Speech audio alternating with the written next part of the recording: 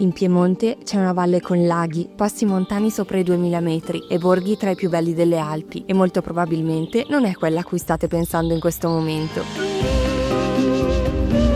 Oggi vogliamo condividere con voi il nostro weekend in Valle Varaita, una gemma delle Alpi Cozie, perfetta per staccare dal caos e rigenerarsi tra paesaggi straordinari.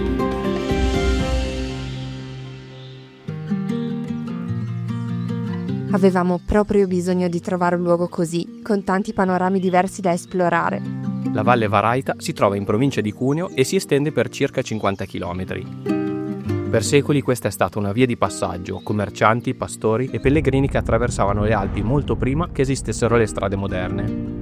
Fa parte delle Valli Occitane, un gruppo di vallate del Piemonte meridionale dove ancora oggi sopravvive la cultura occitana. Lingua, musica, architettura e tradizioni popolari sono ancora fortemente radicate in questi luoghi. Oggi abbiamo deciso di scappare dai 37 gradi della pianura padana perché stavamo soffocando e siamo venuti in Valle Varaita, un posto che volevamo vedere da un sacco di tempo. Finalmente siamo arrivati a Chianale. Siamo a 1780 metri se non sbaglio e bollettino meteorologico si sta divinamente, ci sono 20 gradi, finalmente possiamo respirare per questi 2 giorni almeno. Chianale è un borgo splendido, con costruzioni in legno e pietra molto curate ma autentiche. Ha conservato negli anni la struttura originaria con il bellissimo ponte medievale a schiena d'asino che passa sul torrente Varaita. Sulla via centrale troviamo case storiche, con i tipici balconi e grandi portoni, alcuni con iscrizioni antichissime. Camminando poi tra i vicoli laterali scopriamo cortili pieni di oggetti artigianali, tipici della vita in montagna, angoli pieni di fiori e scorci assolutamente da fotografare.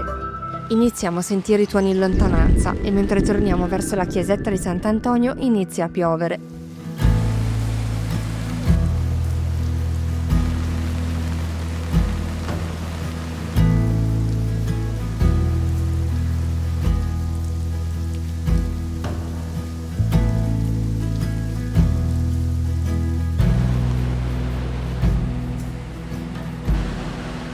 Siamo arrivati col sole, c'è stato un quarto d'ora di temporale intenso e adesso c'è il mio meteo preferito al mondo, le nuvole basse in montagna, una meraviglia. Il cielo si oscura velocemente, il vento porta con sé il profumo della pioggia e del legno e in pochi minuti è tutto più fresco e brillante.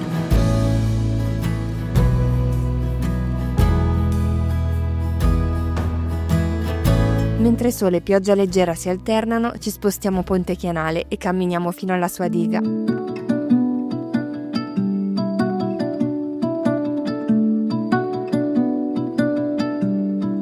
Sotto il lago di Ponte Chianale si trova un borgo fantasma che è stato sommerso quando è stata creata la diga e di conseguenza il lago. Era la borgata chiesa di Ponte Chianale appunto, e quando c'è un livello abbastanza basso dell'acqua, ma succede molto raramente, si vedono ancora le case che riaffiorano. Il panorama sulla borgata è strepitoso.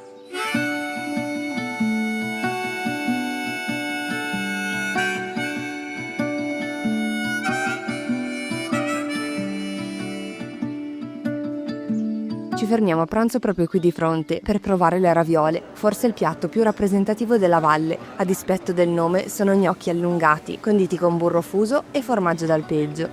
Paolo ha mangiato invece delle ottime tagliatelle ai funghi porcini.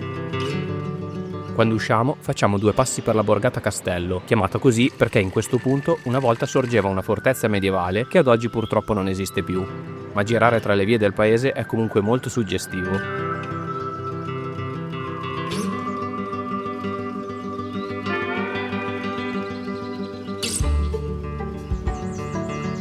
Vi abbiamo detto che questa è una terra di confine. Ripresa la macchina, guidiamo in direzione Colle dell'Agnello, il secondo passo automobilistico più alto d'Italia. I paesaggi, dopo qualche curva, cambiano improvvisamente e ci sembra di aver attraversato un portale diretto alle Faroe o nelle Highlands scozzesi. Non potremmo essere più felici di essere qui.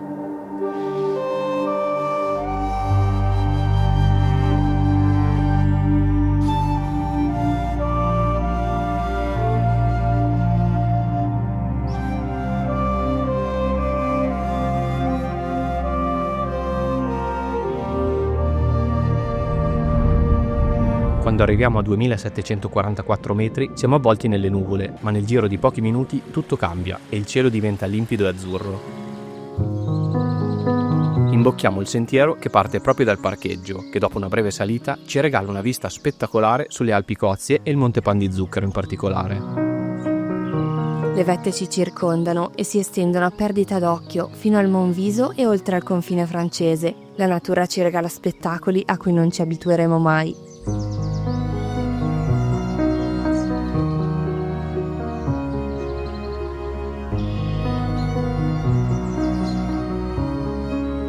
Penso che questo sia uno dei posti più incredibili in cui siamo mai stati, assolutamente. E cosa ancora più incredibile, non c'è nessuno a parte noi due, se escludiamo le marmotte.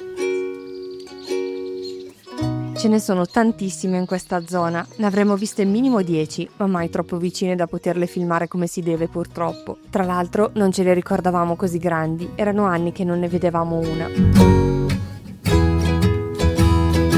Torniamo verso valle dalla strada tutta tornanti che abbiamo fatto all'andata, ma in questa direzione il panorama è ancora più speciale se possibile.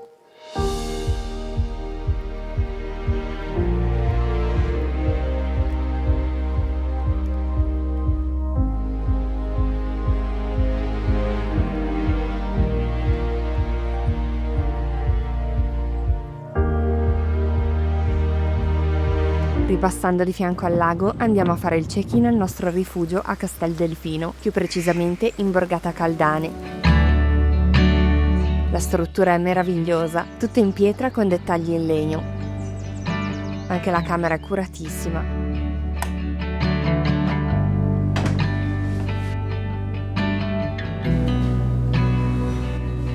Il rifugio è gestito dall'unica famiglia che vive stabilmente nella borgata e che gli ha effettivamente ridato vita nel 2017, dato che era ormai disabitata. Usciamo a fare 2 passi in questo piccolo borgo fermo nel tempo. Si può entrare ancora nel vecchio forno. Che sensazione essere in un posto così, che avrebbe moltissimo da raccontare dei secoli passati, ed ora è diventato per lo più silenzioso e in armonia con la natura.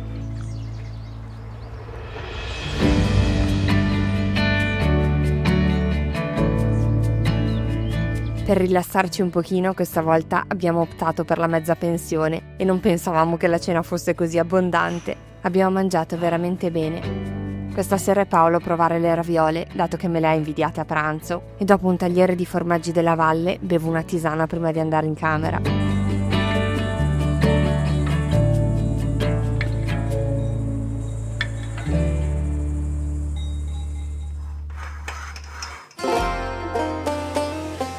La giornata inizia con una super colazione.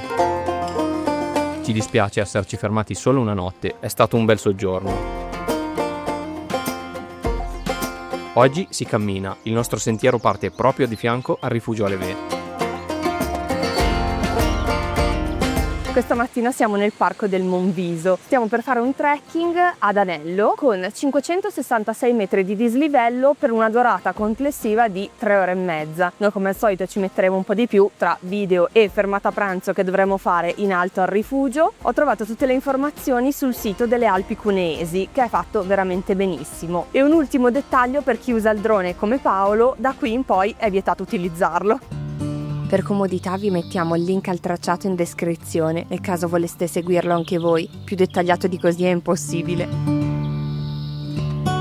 Il cammino è subito in salita e attraversa il bosco dell'Alevé, un vero e proprio patrimonio naturale europeo.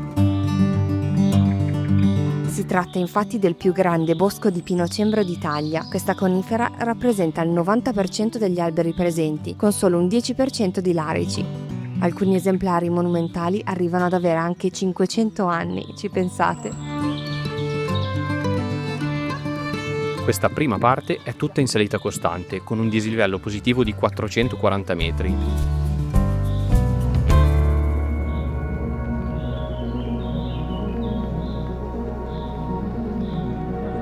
Dopo mezz'ora troviamo davanti a noi il rifugio Grongios Martre, con dei bellissimi lupini colorati nel giardino.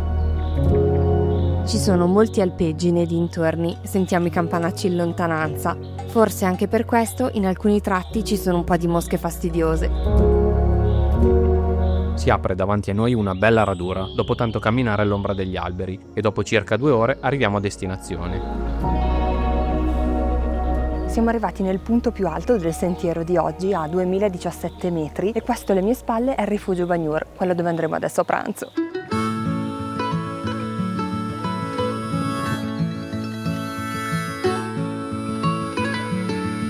Ci avevano detto che la polenta sarebbe stata buona, ma non pensavamo così. Sale di diritto sul podio delle migliori che abbiamo mai mangiato.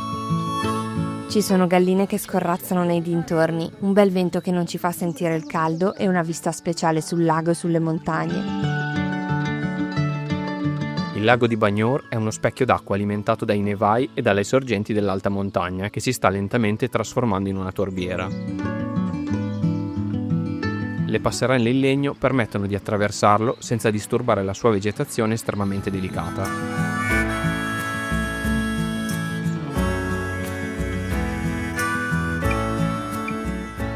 Questo sarebbe proprio un punto perfetto per fermarsi a riposare per un po' all'ombra. Noi però iniziamo il rientro, dato che i ragazzi del rifugio ci hanno informato che nel pomeriggio sono previsti temporali.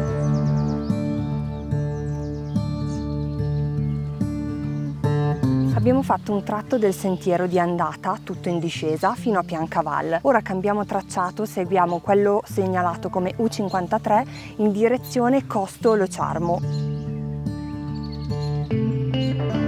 La nostra tappa finale è Grange Gate, un piccolo insediamento di baite che veniva utilizzato durante i mesi di alpeggio.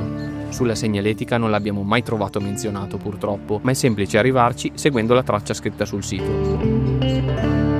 Arriviamo così ad un punto meraviglioso, con un albero solitario cresciuto su uno sperone di roccia a strapiombo sulla valle. Vediamo di fronte a noi il lago di Ponte Chianale, c'è ancora un po' di strada da fare per rientrare. Comunque l'ambiente in cui stiamo camminando è meraviglioso. Ad un certo punto abbiamo incontrato una parte di sentiero allagato, forse per la pioggia forte di ieri. L'acqua all'inizio è bassa, ma diventa una vera e propria cascata, anche abbastanza potente. Per fortuna avevamo le scarpe impermeabili. Fate sempre attenzione e valutate se è il caso di proseguire o tornare indietro. Dopo un ultimo tratto nel bosco ci troviamo in un'ampia splendida radura, ricoperta da fiori e dove l'erba alta si muove nel vento. È veramente un luogo da sogno.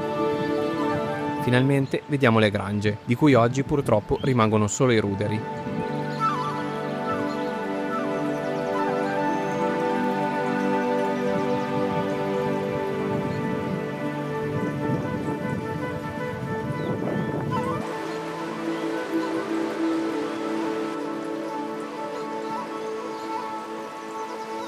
Comunque, questa ultima parte di sentiero è stata la nostra preferita in assoluto. Quel vallone pieno di fiori diversissimi tra loro e super colorati, fino ad arrivare a questo ponticello.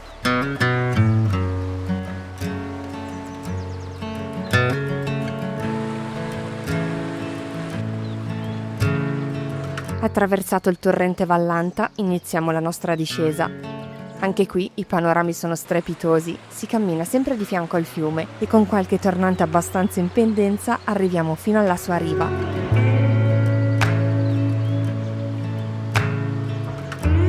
L'acqua gelida in questo momento è rigenerante.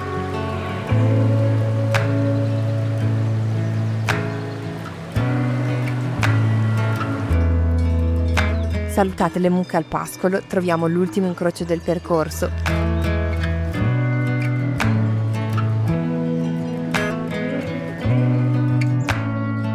Il tracciato ci consigliava di prendere il sentiero che corre esattamente parallelo a noi, lo vediamo proprio qui sotto, ma direi che questo in alto è molto più scenografico e vediamo perfettamente il lago dove abbiamo pranzato ieri. L'ultimo chilometro prima di arrivare in paese è semplice, soprattutto ora che si è alzato questo venticello fresco che ci accompagna nel cammino. E c'è anche qualcun altro che sta facendo il nostro stesso percorso, in modo leggermente diverso. Ed eccoci di nuovo a Castello, poco distante da dove siamo partiti questa mattina. Ci fermiamo a fare defaticamento in riva al lago, prima di rimetterci in macchina e tornare a casa. Abbiamo ancora molto da esplorare in valle, ma contiamo di poterci tornare un giorno. Speriamo che abbiate apprezzato il nostro breve itinerario in questo posto così autentico. Grazie come sempre per essere arrivati alla fine del video. Noi ci vediamo tra 2 settimane, questa volta con un'esperienza molto particolare che siamo sicuri vi piacerà. Un abbraccio, a presto, ciao ciao! Ciao!